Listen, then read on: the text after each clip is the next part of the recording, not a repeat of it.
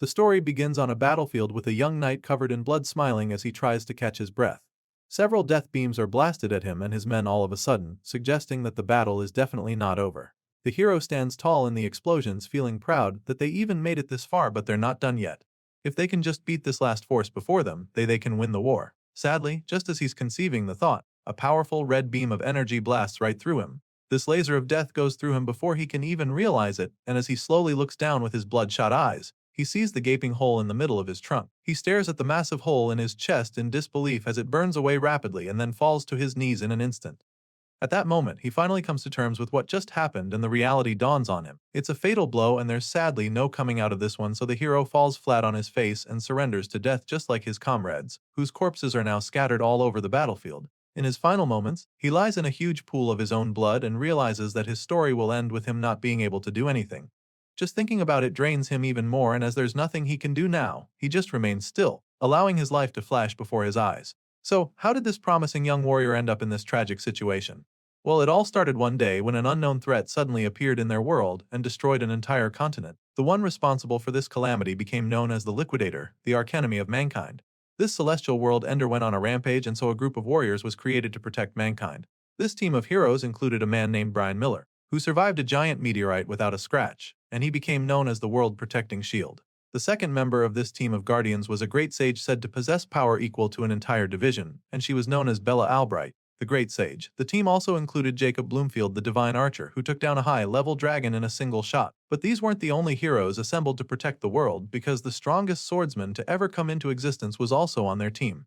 Her name was Amy White, and she was known as the Sword Saint for her power. From the little we know about these heroes, it's no wonder why they were considered humanity's best hope. But they weren't the only ones fighting against the Liquidator, because there was another group, known as the Support Unit, which our protagonists belonged to. As you can imagine, they were put in this second team because there wasn't really anything extraordinary about them, and sadly, they were merely sacrificial pawns. The protagonist, Gray Lee, a regular foot soldier, rapidly bleeds out in the middle of the rubble, but all he can think about in his last moments is how the superhuman defenders of humanity are truly on another level. He watches them in awe as they continue to wage war on the Liquidator. Gray Lee knew that the graduates of the World Union Academy were amazing even before now, but he never knew that the difference between him and the elite soldiers would be so large. Well, apparently, it is because the four of them are still in the fight while he's lying in the dirt with a few missing organs in his chest. The situation makes him wonder if it even matters whether the support unit was there or not. The team of heroes appear to be doing just fine without them, which enrages him even more. Gray Lee grinds his teeth in anger, recalling how he and his teammates equally trained very hard, only to end up as collateral damage. Tears run down his face as the thoughts flood his mind, but there's nothing he can do now. Meanwhile, the heroes continue their onslaught, and Amy White unleashes a myriad of attacks that eventually do some damage to the Liquidator. The Celestial Force is actually surprised that they managed to hurt him, and he doesn't take it very well. So, he figures that it's time to stop messing around with them, and with this in mind, he creates 2 power balls of energy from his wings and unleashes 2 devastating surges of energy that absolutely decimate the heroes in the blink of an eye. The Guardians are butchered by the Liquidator's overwhelming blast, and upon seeing this, Gray's eyes widen in horror and disbelief. He just witnessed the archenemy of humanity wipe out the defenders of the Earth with a single blow, so it's not an easy thing to process. Even worse, the Liquidator said that he'd been playing around until now, so in that moment, the protagonist is convinced that there's absolutely no way they can win this war. To be honest, that should have been pretty obvious when this overpowered angel of death made his debut on Earth by destroying a whole continent. Anyway, the MC continues to weep as he awaits his demise, but then all of a sudden, he realizes that he shouldn't even still be alive right now. It's been a while since his heart got pierced, and for some reason he's still alive, so he looks down at his reflection in the blood, and that's when he hears the voice. The voice claims that he's finally found him and then tells Gray to come forth and wield great power. All of a sudden, the MC finds himself standing in the middle of a strange place and begins to wonder what's going on. He figures that this might be the afterlife, but feels that it's a bit barren if that's the case. The wide-eyed soldier looks around a bit, and that's when he spots a strange hooded being sitting cross-legged on what appears to be a throne. Gray looks over at the celestial being, asking who he is, so the alien-like figure simply assures him that he is not dead. The being tells him that his body's physical wounds have already healed, which sounds really impossible since he saw the fatal wound in his chest very clearly. Either way, he asks the alien if he was the one that healed him, but the big guy doesn't take credit for it. Instead, he informs Gray that he was healed by his own power. Surely none of this makes any sense to the foot soldier, and sadly, this celestial creature can't explain it to him either. Apparently, this alien is also unable to properly analyze Gray Lee's true power. However, what he can tell the MC for sure is that his power is stronger than what the Liquidator possesses, but that's only if he can control it properly. At this point, I'd start looking for the hidden cameras around if I were him, because this all sounds like one big prank. But I'm not the MC, so back to the story. Gray asks the hooded being if this means that they have a shot at winning this war. Sadly, the alien admits that he doesn't know the answer to that question and that he wouldn't have high hopes either. However, he also believes that they ought to get rid of the Liquidator together. As soon as he says this, Gray isn't given a single second to process it before the black alien punches another hole right through him. After doing this, he tells Gray that he can now leave, promising to lend the MC the power he possesses to help him. At this point, we see the magic circle with a clock glowing brightly in front of Gray's chest, so it's pretty clear that our boy has just got a major upgrade in the power department. He wakes up on the battlefield right after his encounter with the strange alien and immediately gets back on his feet. Gray picks up his sword and is shocked when he sees that it's now completely surrounded with a strange power. The blade crackles with lightning, like energy, so he wonders what it is, and the voice reveals that it's his own power manifesting. As for the alien's power, it cannot be seen with the naked eye, so he explains this to Gray. Our boy is excited about this new power, especially since he literally just cheated death, and since the Liquidator is still around, he decides to test out his new abilities on the ruthless Angel of Death. The evil alien suddenly senses something coming at him, and by the time he turns around, Gray is already on him. Our boy attacks with a brutal slash of his menacing sword, and the Liquidator almost seems horrified by his presence. The evil alien can't believe what is going on because he didn't think there was any powerful opponent left. He can sense the power within our boy, so he knows how dangerous Gray is. This is confirmed when the hero lands a hit that does some real damage, and this boosts his confidence a lot, so he charges in for another swing and even starts to get cocky, feeling that he is stronger than the Liquidator. However, the World Ender quickly reminds Gray why he should not be underestimated. Just like he did with the Guardians of Earth earlier, the Liquidator uses a single slash to split Gray in two. It happens so fast that he doesn't even feel it immediately, and by the time our boy looks down, he's horrified to see that his legs are no longer connected to his torso. The Liquidator uses this killer blow on him, but also commends Gray for being able to force him to throw everything he's got. Apparently, the Liquidator thinks that slicing the MC in half will be enough to kill him, so he turns around, preparing to fly away. But then, in a shocking twist, the same energy that engulfed the sword earlier flows out and expands, covering Gray's entire body and enabling him to heal in a split second. Then, the sword increases incredibly until it's so massive that even the Liquidator is bewildered. The evil alien already knows that Gray is about to land a devastating blow, so he quickly creates a shield to protect him, as he's no longer even sure that this opponent is even human. Our boy gets fused with the energy like a host and a symbiote, and with a murderous glow in his eyes, he takes a terrifying swing at the Liquidator. The alien manages to block this attack using his shield, but it doesn't take long for Gray to overwhelm him and destroy it with a mind-bending beam of energy. The blast sends the Liquidator flying, and even though he doesn't have any expression on his face, you can tell that he's starting to get really afraid of our boy. And so, with the battle taking a drastic turn, Gray Lee unleashes another haymaker, admitting that he also isn't sure if he's human anymore. Despite Gray Lee's ferocious strike, when the dust clears, he finds that the Liquidator is still very much in the fight. He's perplexed by this and doesn't even get how the alien is still alive after taking such a hit.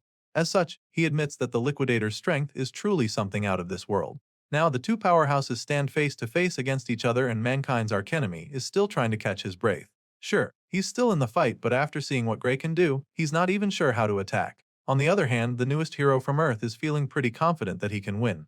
So, he looks at the Liquidator dead in his alien eyes and vows to crush him over and over until he's dead.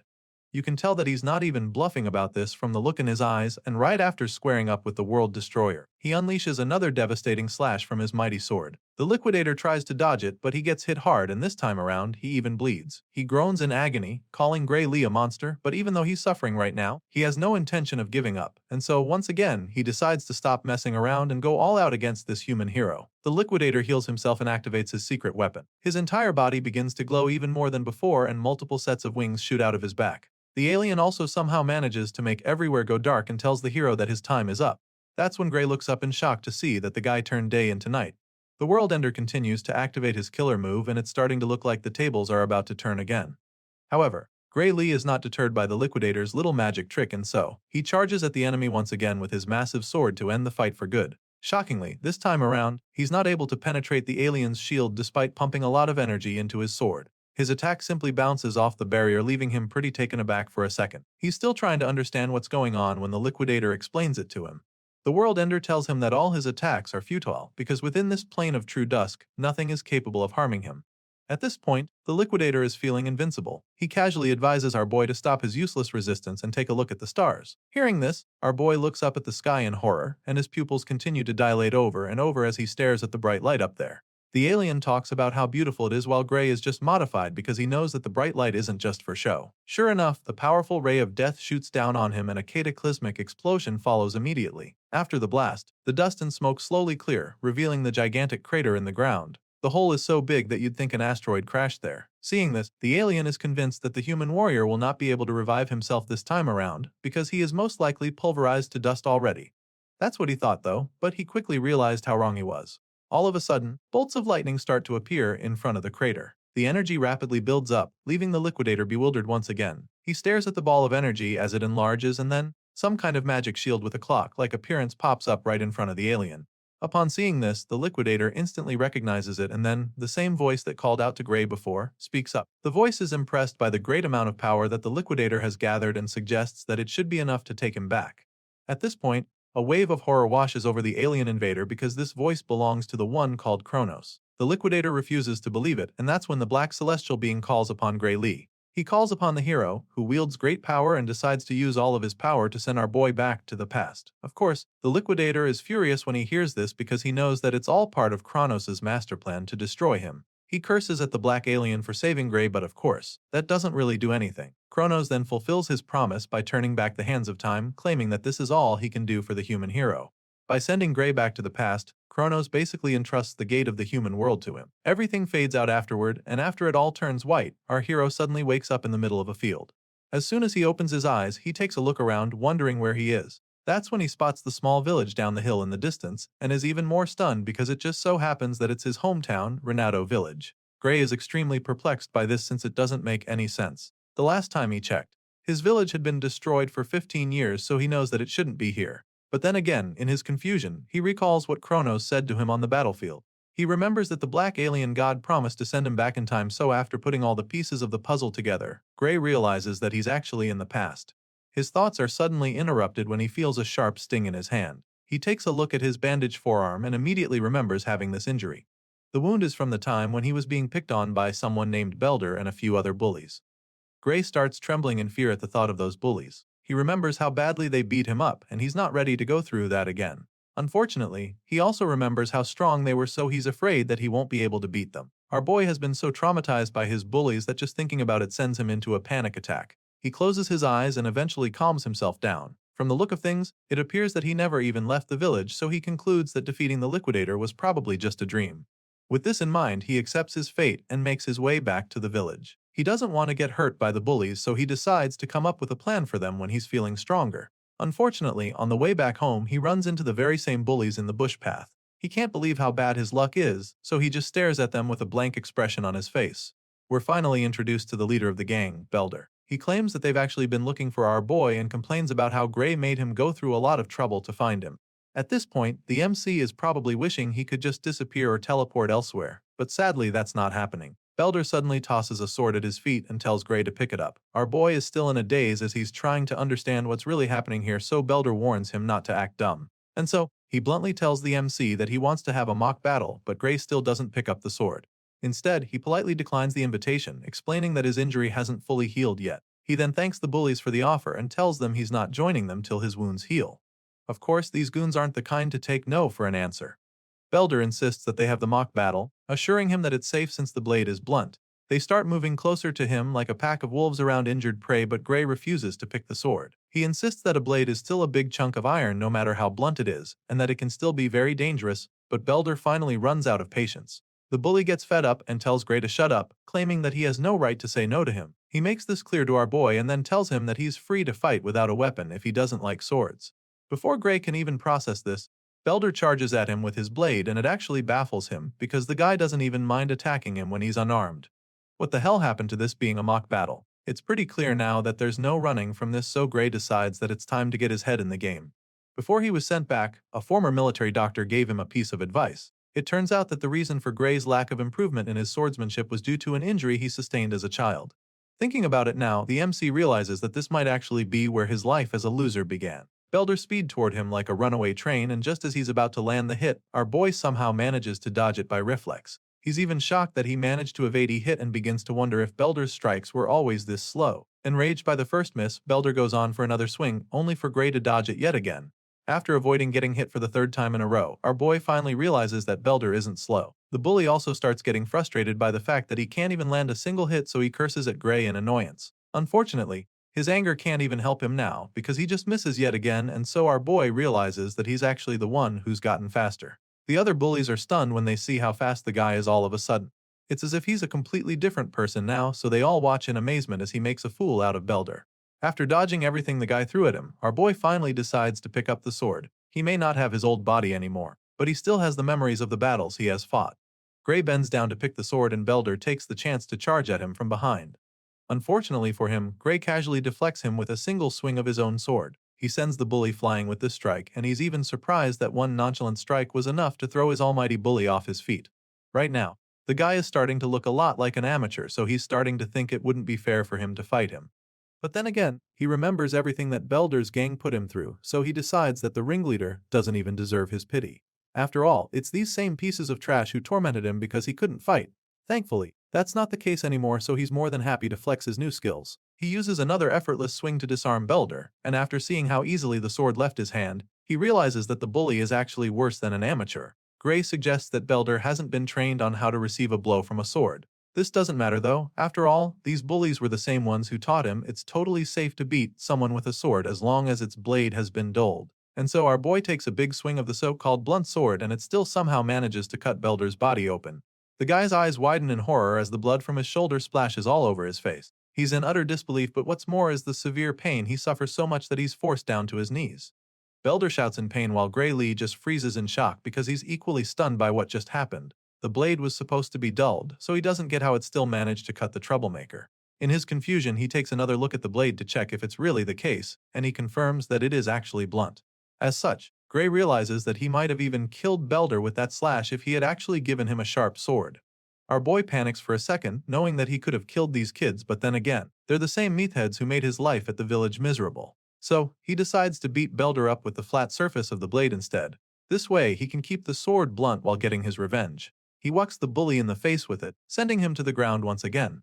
Belder is now terrified, so our boy hovers over him, wondering why he's screaming so much. He asks the gang leader what's wrong and reminds him that he's the one who said the blunt sword is safe. At this point, Belder just sits there, covering his bleeding nose as Gray walks over to him slowly. The terrified bully looks to the side and sees his goons just standing there, so he snaps at them, ordering that they attack our boy. It's quite funny that Belder would even think that his minions can beat Gray after the same guy just wiped the floor with him.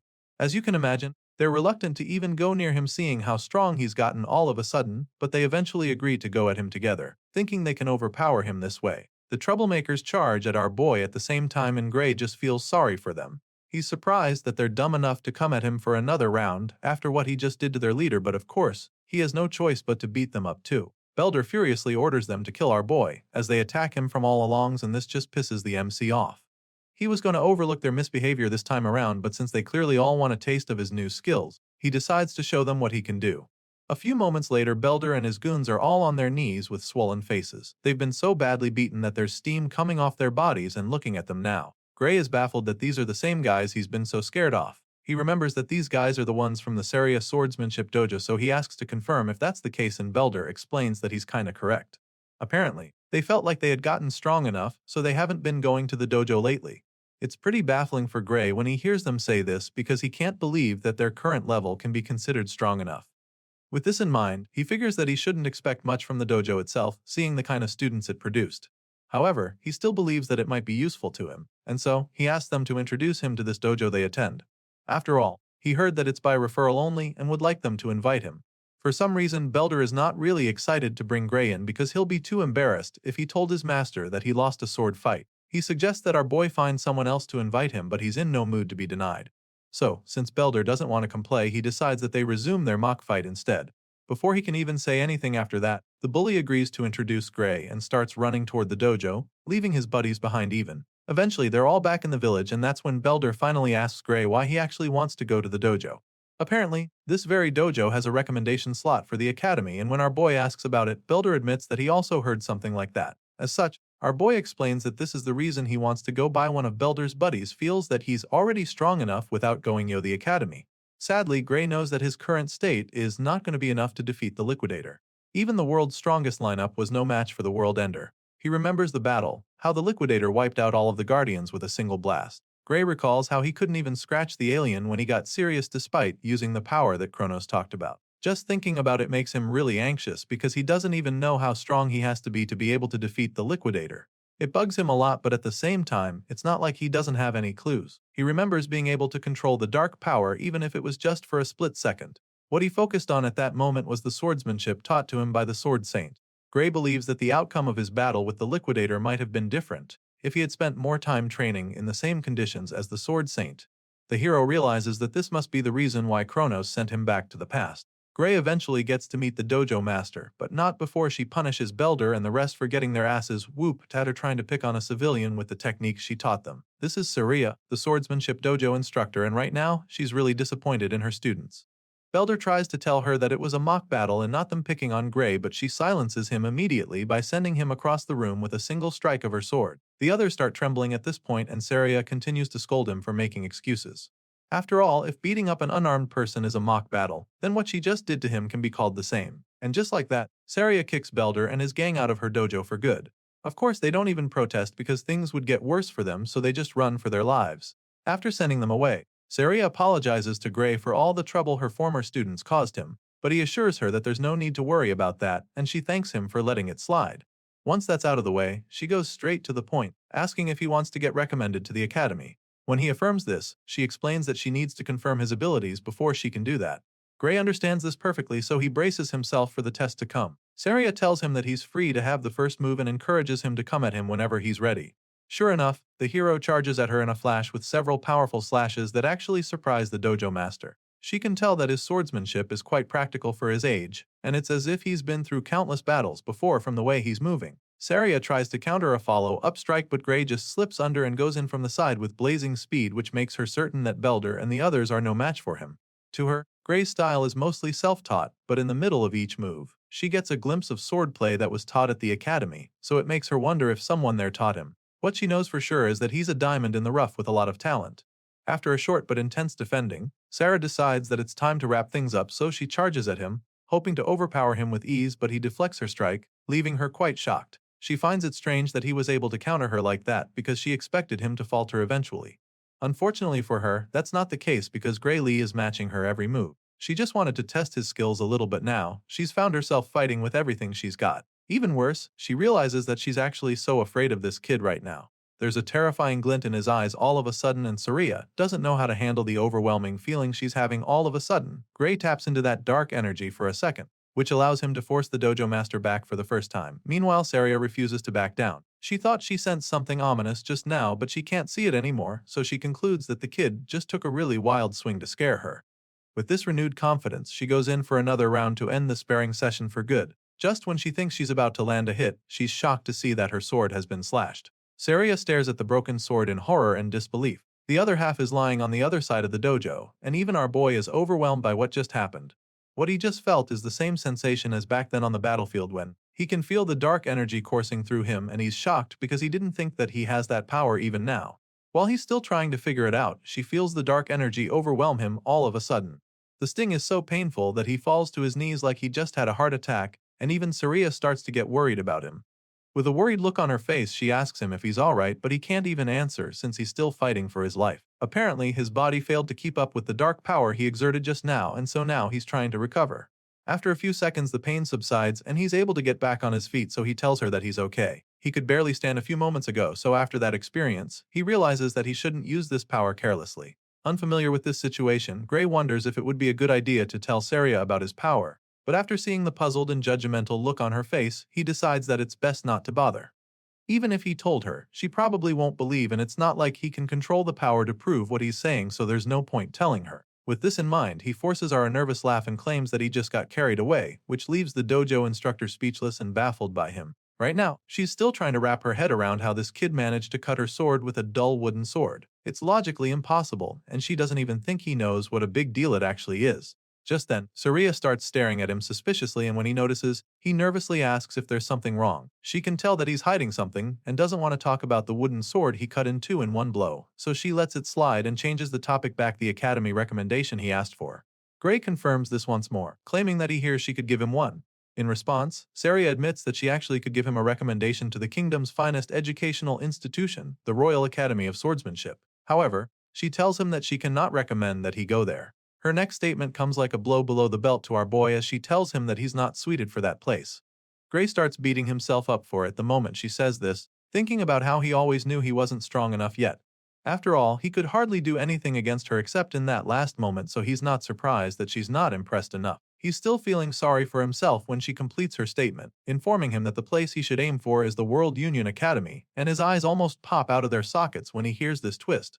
Apparently, Saria doesn't want him going to the kingdom's finest institute, because she believes that he belongs in the world's finest institution. Our boy is blown away just thinking about that place because it's the same institution where the Sword Saint and the other heroes came from. He never imagined that someone like him could even get accepted there, and Saria assures him that it's not impossible. However, his body is nowhere near fit enough to be a swordsman, and so it's going to be a stretch right now.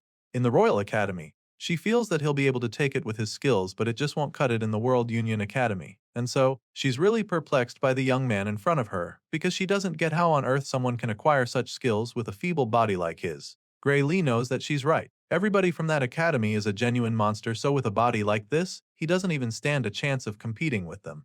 Saria doesn't hear what he's thinking, but from the look on his face, she can tell that he's already feeling defeated.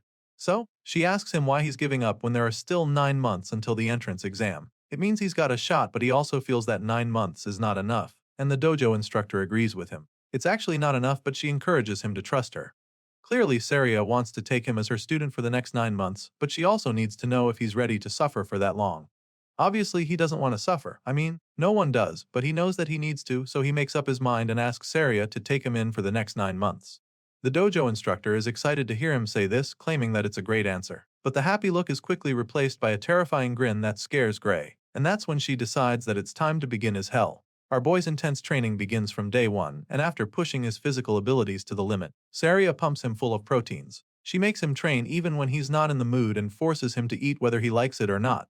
This becomes his life from the day he stepped into the dojo for the first time, and 8 months later, Gray Lee's physical appearance is completely transformed. All of his muscles are finally defined with pronounced chest and arms, popping deltoids and chiseled abs. His 8 months of hell really pays off, and Saria is delighted to say that he's grown a lot more muscular. He's so ripped now that she doesn't even think she has anything to teach him anymore. And so, she encourages him to go out there with confidence. Gray is glad to hear that she's proud of him and the progress they've made, but he doesn't get why she's sending him out now when there's still a month until the exam. So, she explains to him how difficult it can be to take an exam in a place he's not used to, which is why she feels that it's best to get there early. While he's still trying to wrap his head around it, she hands him a bag of coins, claiming that it's enough money of the trip and a month's worth of food. Gray is reluctant to take the money from her, feeling that going a month before the exam is too soon. It's almost as if she's trying to chase him out of the village all of a sudden, and when he says this, she just laughs, feeling that he's overthinking it. Our boy heard rumors of an ogre's nest that was recently found near the village, and he's aware that there are hardly any guards in the village. At this point, Saria nervously admits that she heard about that too, but she assures him that it has nothing to do with them. She tries to convince him, but he's just not buying it. The dojo instructor feels that there's nothing to worry about since the royal capital will soon send help to them. That being said, she encourages Gray to head to the exam without any worries. Our boy keeps staring at her with a blank expression on his face even after she says all of this because he doesn't believe her. He already knows that no help will ever come to this village because he's seen the future. He's literally lived it. Gray knows that his master will lose her life right before the village is destroyed. Apparently, they said she was killed when she went to kill the ogre by herself, so he knows how everything is going to play out if he doesn't do anything about it. Even though he has no intention of leaving, he tells her that he'll be leaving. Saria is glad to hear this and prays for him to pass his exam. After successfully convincing her student to leave the village, Saria sneaks out to the forest later that night. From the bloody skeleton remains scattered all over the place, you can tell that this is a dangerous region with some deadly creatures. The dojo instructor has obviously come to hunt down the ogre just like our boy predicted. According to the scout's report, the nest is right over here, so all she has to do to find it is follow the trail of blood on the ground. Just as she's about to start moving closer, a voice calls out to her, asking where she's going. She looks up the tree and is shocked to see Gray smiling down at her from a very high branch. She's dumbfounded when she sees him, and the smirk is immediately plastered on his face because he just caught her right in the act. She asks him why he's even here because as far as she's concerned, he should already be on his way to the academy by now. And before she can even try to scold him, he jumps down from the tree and stops her right there. Gray informs her that he's the one who should be asking the question since she told him that the ogre nests would be taken care of by the army from the royal capital. Of course, Saria quickly comes up with an excuse, claiming that the guys at the capital said they couldn't come because of some emergency over there. And for that reason, she decided to handle the ogre nests by herself. After all, she believes that she's more than capable of handling the situation by herself. Saria smirks after saying this, claiming that she knows the strength of the nest already thanks to the report from the scouts. She reveals that the boss of the nest is an elite ogre, and the nest itself holds around 40 to 50 monsters in total according to the reports she got. The dojo master admits that that number of minions will be pretty tricky, but still, she's confident that she can take them out all by herself. Upon hearing all she has to say, the gears in Gray's head begin to turn as he ponders on the strength of an elite ogre. On its own, the monster isn't actually that strong, but it turns out that the ogre's real strength lies in its intelligence and leadership. Considering the risk of getting surrounded, our boy concludes that it would be suicidal to even try to fight the monsters alone. He's lived through this very event before, so he knows how it plays out, which is why he's convinced that Saria will not make it out alive if he allows her to go on this mission alone. And if she dies, then the entire village will go on to be destroyed by the same monsters. And this is something he cannot let happen, not when he's been given a second chance to actually change things. The hero has seen that tragic future with his own eyes, and it's still a very fresh memory, which is why, after pondering for a moment, he suddenly asks his master to take him with her. Without even thinking about it, Saria shakes her head in refusal, insisting that she will be able to handle it by herself. Of course, Gray wouldn't want to blow his cover and tell her that he knows she's going to die because he's from the future. So, he takes another approach to try to change her mind, claiming that this could be his first chance to gain some real combat experience. After all, it's exactly what he needs to put his training to the test, so he makes his request once again, suggesting that Saria thinks he's just going to get in ready during the mission. Of course, his master doesn't see him as a liability in battle, and she's sure that he also knows that too. I mean, she can't even beat him in a mock battle anymore. That's how good he's become. However, she also makes it clear to him that nobody knows what might happen in a real fight, especially when it's a monster's nest that suddenly formed like the one they're faced with. For a dangerous job like this, the dojo master believes that it's best for him to wait until he has a bit more experience in real fights that are less risky. At this point, Gray is starting to feel pretty defeated because he really thought he was going to change her mind. Sadly, she insists on going alone, so he's forced to his last option. He suddenly tells her that he has an idea, and this gets her pretty curious immediately, and that's when he challenges her to a fight out of the blue. Apparently, this plan involves him knocking her out cold so he can deal with the ogre by himself. He informs Saria of his intentions as he points his sword at her face. The white-haired master just smiles as she tries to process what the hell he just told her. She stands still for a couple seconds, probably thinking he would rethink his decision, but Gray stands his ground and keeps the tip of his sword inches away from her face. At this point, it's pretty clear that she can't get him to go away, and she doesn't actually want to fight him, so she just shuts her eyes and surrenders. Saria agrees to take him along but makes him promise her that he'll come back alive no matter what. Upon hearing these words, our boy finally lowers his blade and then assures her that he definitely plans to come back from this mission. So he makes Saria promise him the same thing, pleading with her to not die in the ogre's nest, and of course, she's very confident that it's not going to happen. Once on the same page, the master and student follow the trail of blood leading to the ogre's nest and officially begin the hunt. Soon, they arrive close to a valley, and from afar, they notice that the terrain leaves no room for escape. If they go in, they can easily get trapped and slaughtered, but Saria is more concerned about the monsters in there. She claims that the minions have a lot of confidence building their best in this kind of location, so Gray quickly reminds her that they won't be able to escape either. He senses that his master might be getting a little cocky, so he also points out the fact that they're up against intelligent monsters and not just dumb beasts. As such, he suggests that it's better to be more cautious with their approach, and Saria agrees with him. The two hide behind a big rock and quietly scan the tent from afar. After looking around for a bit, they still can't pick out the boss anywhere, so Saria suggests that it's probably in one of the tents. As far as she's concerned, that's a good thing, because at least they can quickly take out some of the minions and reduce the number before the boss comes out. With this in mind, she tells Gray to take out the enemies one side while she attacks from the other side. At the moment, the monsters still have no idea that they're about to be ambushed, so they're still going about their business. Saria and Gray Lee take out their weapons and spring into action. The first monster to be unalived sees the white-haired swordmaster coming at him, but before he can react, she takes his head right off with a single slash. Well, this first attack alerts the others, so all their hopes of being stealthy are instantly dashed. The horde of red-eyed ogres roar at the two swordsmen, but of course, they're no match for our boy. Without even tapping into his dark powers, Gray casually slices through the monsters with ease like a cold-hearted butcher. He dismembers the ogres with lightning-fast strikes, and his master also finds it's pretty easy to take out all the monsters on her side. And so, after only a few minutes, the nest is filled with bloody ogre corpses scattered around. The two wipe out the first wave with ease, and Saria is really impressed by Gray's skills. She's quite surprised by how good he is and begins to wonder if this is really his first time on a battlefield. The dojo instructor is so intrigued that she almost gets distracted while teasing him, but our boy is locked in right now, so he urges her to stay alert, revealing that this is just the start of the battle. Gray stares at the dead ogres lying around and starts to get this strange feeling. The first fight was way too easy, so he finds it weird that the monsters were so weak. It's baffling because he is sure that Saria would have been able to take them out just as easily even if she was alone. It doesn't make any sense because in the original story she was killed in this very nest.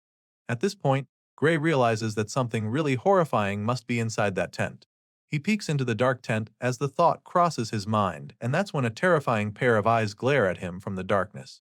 Gray's eyes pop out in fear as chills run down his spine, and without even thinking about it, he shouts for them to get the hell out of there. Our boy tells his master that they have to leave immediately, urging her to run away with him, but the cocky sword master feels that he's exaggerating. She asks him what's wrong, feeling that there's no need to retreat, but after seeing the look of horror on his face, she doesn't think twice before running after him. Now, they're both running out of the nest as fast as their legs can carry them, but their efforts prove futile very quickly because all of a sudden, a figure appears to leap into the air right above them to intercept them. The green-skinned creature blocks their path, landing right in front of them, and our boy begins to panic even more.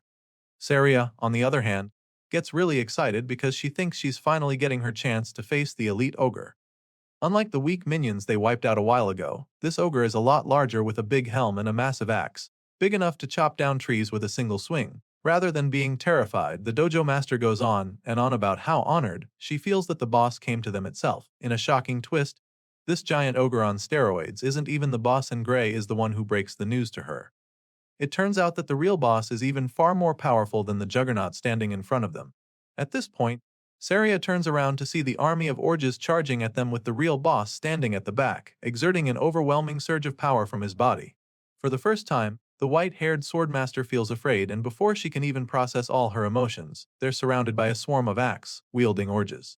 Despite being trapped, she remains immobilized by the overwhelming power radiating from the boss.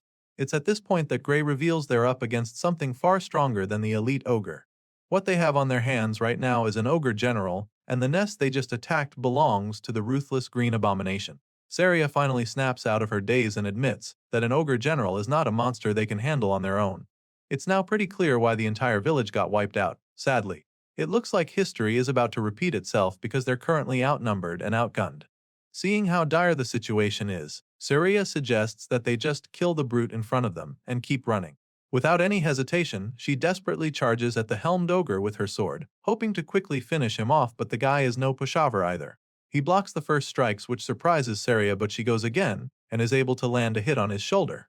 Sadly, her excitement quickly disappears as she watches the wound heal rapidly right before her eyes. As if this guy wasn't tough enough, he also has regenerative abilities. Seeing this, Saria decides that there's no use even fighting, but that's when Gray explains what's going on. Apparently, the ogre general's roar boosts the strength and recovery power of his soldiers. This is why the minions appear strangely more powerful than normal. Saria struggles to hold off the big guy, while our boy is baffled that he's not been able to defeat a single one of the ogres in this second wave. He lands hit after hit, but they just recover immediately. All of a sudden, he decides to leave his back to Saria, asking her to just buy him some time. Of course, that's not going to be easy at all since she's been struggling with only one ogre. She's really concerned when he says this, so she asks him what he's planning to do, and that's when he tells her that they have only one option left if they want to come out of this alive. And with that being said, Gray reveals his suicidal plan to go after the ogre general. Our boy knows that the source of their power is the elite boss of the nest, so he decides to go after it. He slashes his way through the sea of ogres, but they just keep coming back to try to flank him, which just annoys him even more. He has his sights locked on the target, so for now, he just needs to focus on wiping out all the enemies in front of him to clear the path. Sadly, that's exactly when he comes face to face with an ogre that shatters his sword with a big axe. Gray is dazed when this happens and spends a moment staring at the short piece that's left of his blade. It's clear now that his sword can't withstand fighting a strengthened ogre, which is a really bad sign since he intends to face the ogre general soon. He quickly gets his head back in the game and dodges a mighty strike just in time. And while he's still in the air, he takes out his spare sword. He's lucky to have one, but he knows that it's just a matter of time before this one gets broken too. As if she was reading his mind, Saria suddenly tosses her spare sword to him so he can have two. He thanks her as he catches the second blade with ease, but even though he has two swords now, he knows that they're still not enough to wipe out all the enemies. However, it's all he's got, so he's determined to make it count, since all he has to do now is wipe out the ogres in his way and take out the general.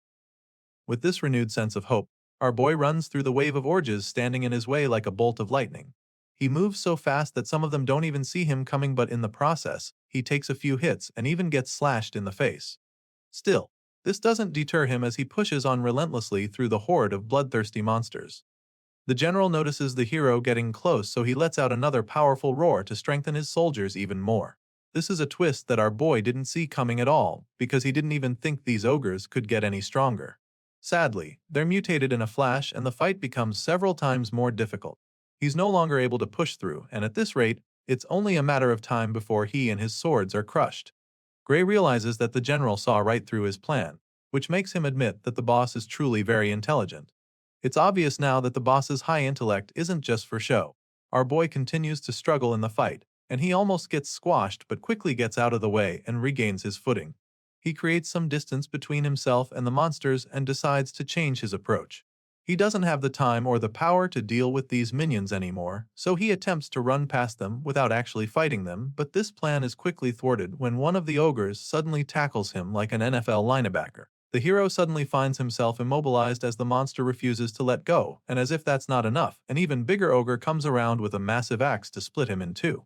Thankfully, he's able to use his tackler as a shield to save himself from the first strike, but then, he's forced to defend himself against the sheer might of the subsequent blows. Gray uses his sword to block the attacks. Before he can even think of his next move, the beast follows up with another devastating blow that sends him flying. This time around, he takes a direct hit that leaves him coughing out blood, and by the time he looks at his hand, all he finds is another broken sword. Our boy is now down to his last sword, which is a very bad position for him. He's badly injured and exhausted, but still has to take on the horde along with the overpowered general pumping them with fresh energy every 5 minutes. Gray struggles to get back on his feet to face the ogres now charging at him, but the gears in his head are now turning even faster, because he needs to come up with a plan to save himself. From the experience he gathered as a foot soldier, he knows for sure that he can't win this fight, and since that's the case, he decides to sacrifice himself. He suddenly shouts for her to run away, while they're focused on him, but she just smiles when she hears. Without hesitation, she lets him know that she can't do that, and not just because that big-helmed powerhouse is still in her way. Hearing this, Gray tries to scold her, wondering if she's got a death wish or something. He's afraid that she wants to die for nothing just to look brave, so he assures her that he'll run right behind her once she starts moving. However, she's not even refusing because she's worried about him. Apparently, Saria literally can't even run anymore because there's a nasty cut on her thigh, making it difficult for her to even stay on her feet. Gray gets to see the wound and is instantly horrified because his master is basically a sitting duck in that state. Just like that, saving her by sacrificing himself becomes impossible, and he immediately runs out of options. Gray's life begins to flash before his eyes just like they did in his previous life. He was sent back in time so that he could defeat the Liquidator, so it's pretty sad for him to realize that his new life is going to end just 8 months later in a filthy ogre's nest. His chances of survival drop even further when his last sword gets broken by another powerful strike. It's looking pretty bad for our hero at this point, but even with the odds stacked against him, he refuses to accept defeat. Gray Lee believes that it's not over yet because he still has one last trump card up his sleeve. Sure, he doesn't know how to use the dark power he possesses, but our boy is certain that even all these enemies before him will be no match for him if he can just tap into the power from the battle against the Liquidator. So now, with that being his last and only hope to survive, Gray forces himself to remember how he felt when he first unleashed that power. He doesn't have much time to do this though, since the red-eyed ogres are charging at him. Our hero closes his eyes to focus so he can remember the sensation from that time, and while doing this, he points his broken sword at the enemies, hopeful that the dark power would transform it into a deadly weapon in no time. Sure enough, our boy manages to activate the power in the nick of time. Just when he's about to be smashed by the monsters, his broken sword comes to life with the dark power, allowing him to destroy the ogres before him permanently. Saria is very shocked when she sees this, and she's already pretty worried, but before she can freak out, Gray turns to her with half of his face consumed by the dark energy. And then, he smiles at her, assuring her that everything is alright. Our boy's not kidding, and we're able to see why he just said that. Gray is now a lot more powerful than he was a few moments ago, which is why he's able to casually wipe out the horde of the ogres in front of him. Apparently, these strikes are so potent that the ogres are unable to recover from them, and even though the general starts to take some damage as well. She notices this and it's shocking to her, so she gets distracted for a second. In that split second, her opponent gets the chance to sneak up on her, but she sees it coming and manages to block it. Saria uses her sword to block the huge axe, and that's when she notices that the force behind it is now lighter than it was before. All of a sudden, the mightiest ogre suddenly becomes a walkover for Saria, so she takes advantage of it and destroys the brute in a flash. He sure gave her a hard time earlier, but without the general strengthening him, he's nothing. A while later, we see the hero and his master standing victorious in the nest surrounded by ogre corpses. He's amazed that they somehow managed to come out of it alive, and the bruises on his face confirm that it was no easy feat. He apologizes for breaking her sword, but the sword master assures him that she doesn't mind since he literally saved her life. Either way, he gives her back the broken sword and she takes it from him, even though that's not her major concern at the moment. While taking it off his hands, she tries to ask him about the attack he used to win the fight, but before she can finish talking, our boy collapses to the floor headfirst. The hero passes out in an instant, which leaves her absolutely horrified, so she starts. While she's trying to wake him up, we see that our boy's consciousness is actually elsewhere. He finds himself standing in a dark, empty place filled with shallow water. In the middle of the place, there's a huge door with chains on it, which he finds very strange. And while he's still trying to wrap his head around what the hell is going on, weird gusts of energy start to flow out of the door along with mysterious symbols. At first, he doesn't understand what's going on, but he quickly realizes that it's the same power that kicked in on the battlefield. A line appears in the middle of the door like a smaller gateway, allowing the dark clouds to seep out. This makes Gray wonder if opening the door will allow him to get that power. Of course, there's only one way to find out, so makes up his mind and starts marching toward the door. He gets closer, and after only a few steps, he feels an overwhelming and ominous force pull him back. The massive red skeleton spirit drags Gray away from the door with a crushing power that horrifies him. After that suffocating experience, our boy realizes that he's definitely going to die if he opens that door in his current state. Chills run down his spine as he says this, and almost immediately, a loud voice responds to him, informing that he made a wise call. As you can imagine, Gray is taken aback when he hears the voice, but he doesn't even get a chance to figure out anything else, because the next moment, he's waking up in a bed, struggling to catch his breath. He wakes up like someone who just had a nightmare, so Saria is really concerned about him. Thankfully, Saria is in the room, so she comes to check on him, seeing that he's finally awake. She clearly has not fully recovered from the damage they suffered in the ogre's nest. At the same time, our boy is pretty confused, so he asks where he is, and that's when she informs him that he's been unconscious for 5 days. As such, she was even afraid that he wasn't going to wake up anymore. Our boy is still pretty surprised that he's been asleep for the last 5 days, so he figures that it's due to the fact that he must have pushed himself pretty hard. It clearly took a toll on his body, and the Swordmaster agrees with him, even though she feels that he did a lot more than pushing himself pretty hard. Anyway, she's concerned about his condition, wondering what the state of his body is. She asks him if he can move, and since he also does know the answer, he decides to give it a try. Sadly, Gray suddenly realizes that he can't move his right arm at all. He can't muster any strength in it, and even though he knows he can move a bit, he's afraid that he might not be able to hold a sword with it. As if that's not bad enough, he also notices a weird bruise on his bandaged arm with dark energy spreading. Saria notices that he's struggling with it, so she asks him about it. Hearing this, Gray is a little surprised because it means that she can't see the dark tattoo like bruise on his arm. Since that's the case, he simply admits that he can't put any strength into his dominant arm. Apparently, the Swordmaster isn't actually surprised to hear this.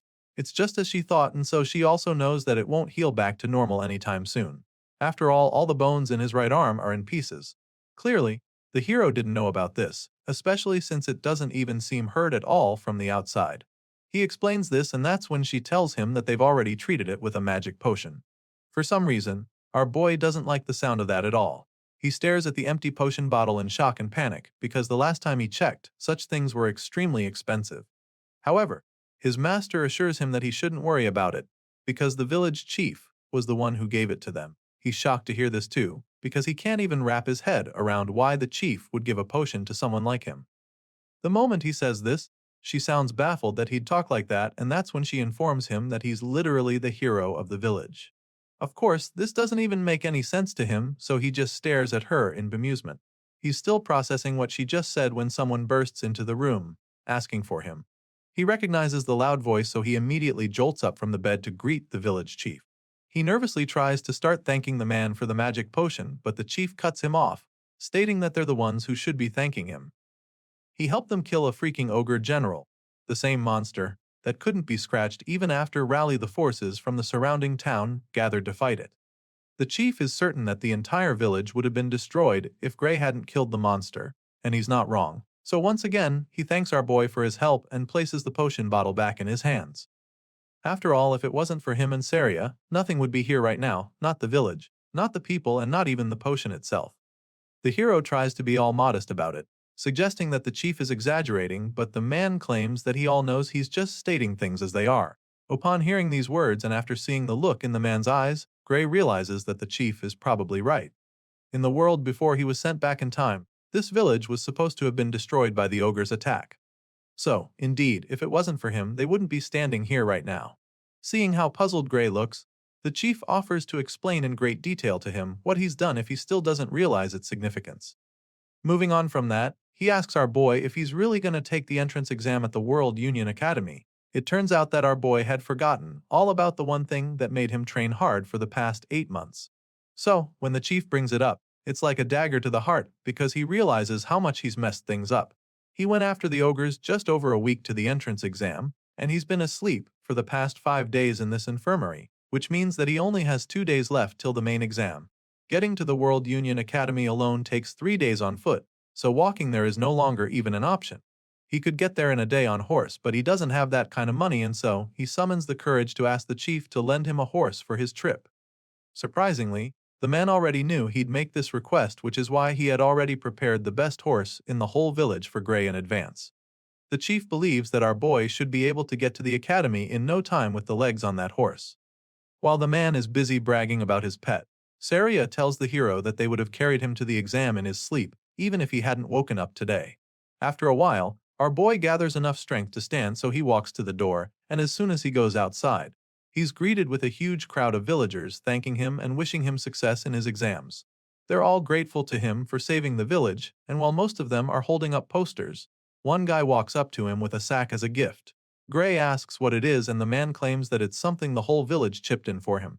Apparently, they heard that it costs a lot to apply to the World Union Academy, so they came together to raise the funds for him. Our boy is shocked that everyone contributed to the cause, but the feeling is quickly replaced with joy and gratitude as he thanks them for their kindness. Soon it's time for him to get going, so he says his goodbyes. Saria is with him as he prepares to set off, and he admits that it's going to be really hard to come back here if he fails the exam after everything the village has done for him, but his master assures him that there's no need to worry about that. As far as she's concerned, not a single one of the other applicants in the World Union Academy could beat an ogre general. Sure, Gray knows she's probably right about that, but he still has concerns about his banged-up right arm.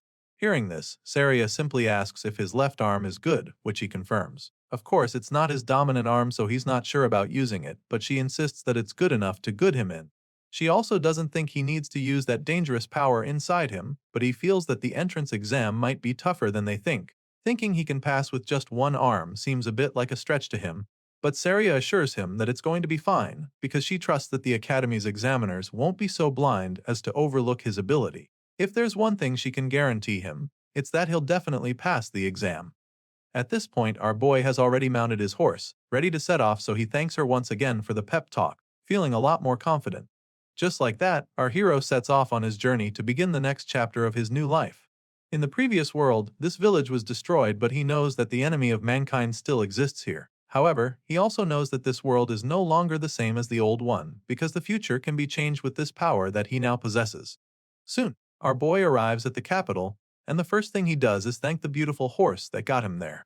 He's only been in the city for a short while, but he can already spot the amazing structure that is the World Union Academy. Despite how expensive it is to apply here, the place is absolutely swarming with potential applications. There's a sea of people gathered in the World Union Academy, and every single one of them dreams to become a hero. Over the speaker, they're informed that the distribution of exam tickets will begin shortly. Until the process is completed, all applicants are instructed to remain inside the central arena. Among the crowd, some people start chatting about how competitive this academy is. Apparently, out of the thousands gathered in this arena, only 20 of them will be accepted into the World Union Academy. That's the rumor going around, and our boy quietly listens to the guys spreading them, but some people heard that the number of admitted students changed yearly. Some years, they accept up to 50 candidates, and other years, only one person makes it. Just then, Professor Ariel is called upon to address the applicants, so the red-haired lady with a monocle appears on the platform. She gets straight to distributing the exam tickets to everyone in the arena, but she does it in a flash with the snap of her fingers. Just like that, the papers appear right in front of all the applicants. Like everyone else there, our boy is pretty impressed when the ticket appears right in front of him from a flash of flames. He grabs the paper and reads the content to discover that his candidate number 513, and he also learns that he'll be taking the fencing course. Everyone has their own ticket, and our boy will have to take the exam that requires most people to have the bones in their dominant arm to not be shattered. Professor Aries knows that some of them might be surprised by the format for the exam, but she assures them that this is how it is every year. She goes on to explain that the World Union Academy does not discriminate based on age, gender, nationality, status, or anything else. Not even their names are of any significance here. The professor makes this clear to the applicants, stating that only those who pass the exam and earn the right to cross the bridge will be asked for their names. Meanwhile, our boy is still baffled by the fact that he's taking the fencing course when he literally left his sword at the inn. He doesn't get what kind of system this is, so he's pretty hung up on it. While he's busy racking his brain, the professor reveals that she assigned their courses according to how they look. And so, she asks those who feel he was wrong about it to raise their hands. Many of the students find it hard to believe that she picked their courses just by looking at them, because there are literally thousands of them. Judging by their reactions, along with the lack of raised hands, it's pretty clear that the lady got their courses right. Still, many of them believe that there's foul play. To them, the academy either checked them beforehand or she used magic to read their minds. After confirming that she didn't miss anybody's course, Professor Ariel states that she'll be announcing their exam schedules next. As such, he asks them to check their tickets for the next update. Of course, all the applicants check their tickets, including Gray Lee, who finds out that his exam will be on the first day at 11 a.m. As you can imagine, he's not really excited to see that he's up on the first day, because he was hoping for a little more time to let his arm heal. Sadly, that's not the case. The professor goes on to pile on the pressure, announcing that this is a one-shot practical exam. Latecomers will be automatically disqualified, so she makes this known to them and advises them to be on time. She also lets them know that the academy does not accommodate personal requests for schedule changes. While the announcements are going on, Gray quietly tries to see if his arm is better now, but sadly, he still can't get any strength to it. So now, all he can do is pray that it heals by morning, even if it's only a little, because otherwise he'll have no choice but to fight with his left arm. Unfortunately, the next day, our hero wakes up and is immediately frustrated because his injured arm didn't even heal at all. Now, he has no choice but to take the exam like that because there's no option for schedule changes. Gray gets ready and heads to the exam, and when it's almost his turn, he is directed to the entrance of the arena.